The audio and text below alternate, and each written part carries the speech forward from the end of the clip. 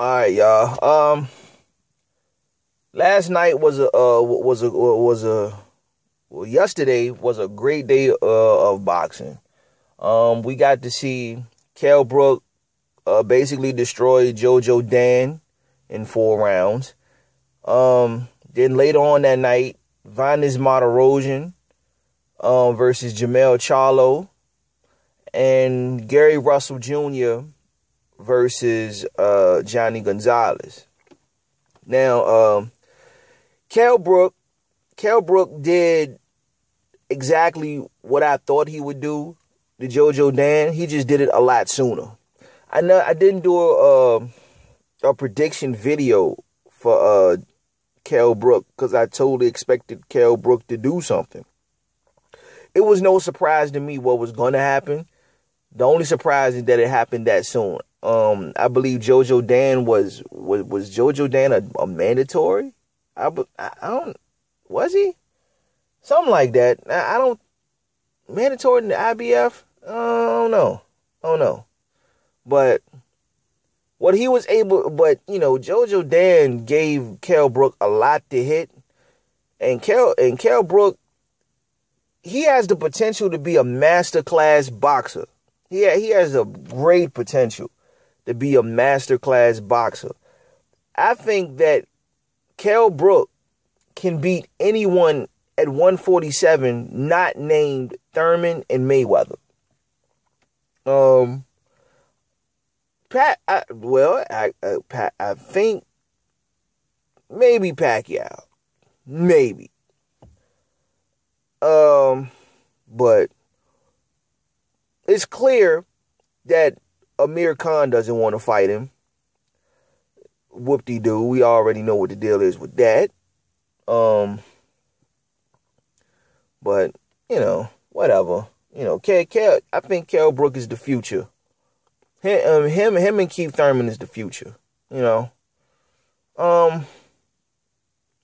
you had Vanes Martirosyan versus Jermell Charlo. This was a close fight, and it was highly contested. Martirosyan was a better boxer than what I gave him credit for, actually. But Jermell Charlo,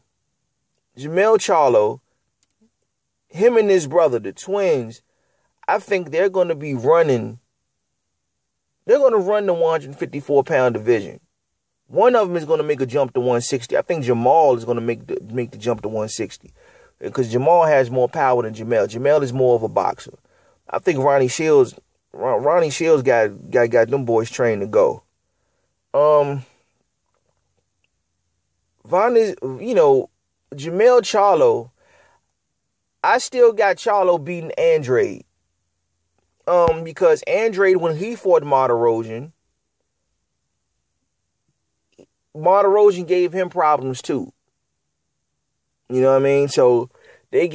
But I think that, should Andrade and Charlo meet up, that should be an evenly contested matchup. Charlo, Jermell depends a lot on the jab, which is a good thing. He pumps the jab like nobody's business. And he really didn't have to do anything against Martirosyan, really. When Martirosyan came in, that's when he initiated offense.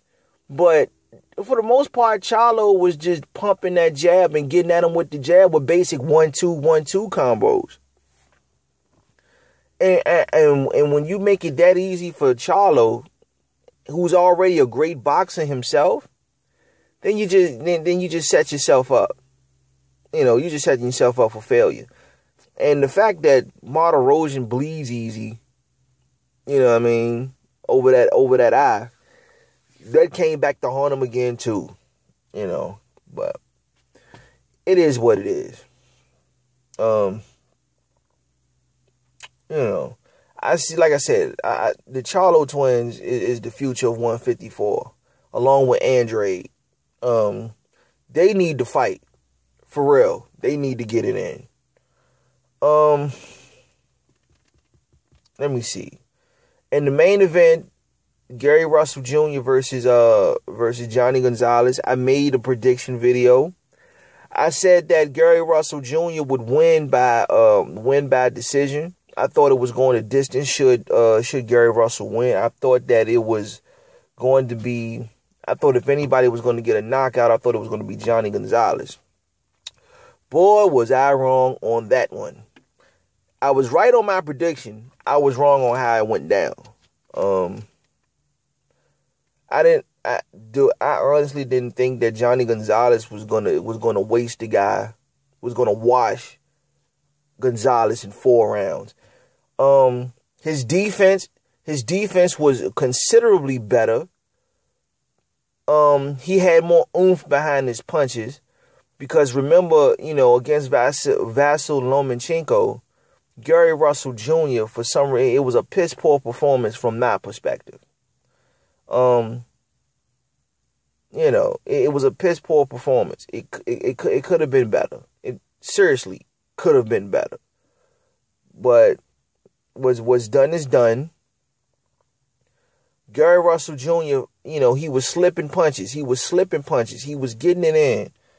And his defense was more on point. But here's the thing that got me.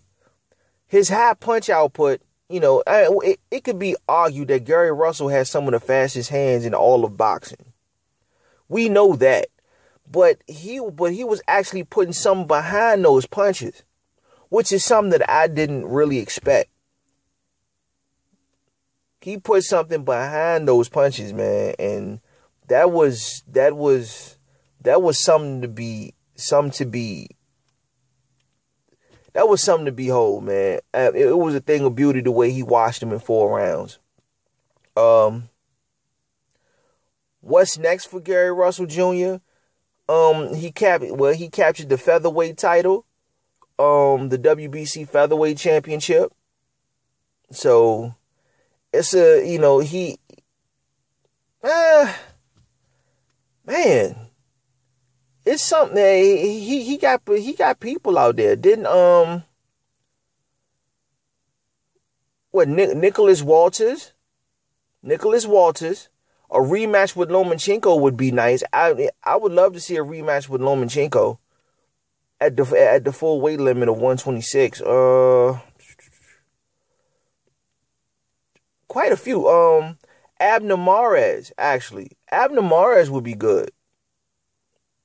Abner Mares would be a good fight. Yeah, Gary Russell Jr. versus Abner Mares would be good. Yep. But I'm glad that my prediction was right.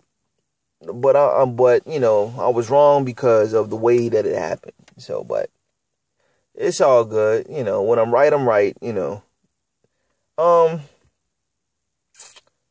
That's all. Overall, though, it was a great night. It was a great night of boxing, man. The only fight that went the distance was Charlo and Martirosyan, which I believe should have went 12 rounds instead of a 10-round fight. But it is what it is. But yeah, that's all I got for that. Let me know what you think. Like, comment, subscribe. Heck, you can hate too. Doesn't even matter. Until the next video, I'm out.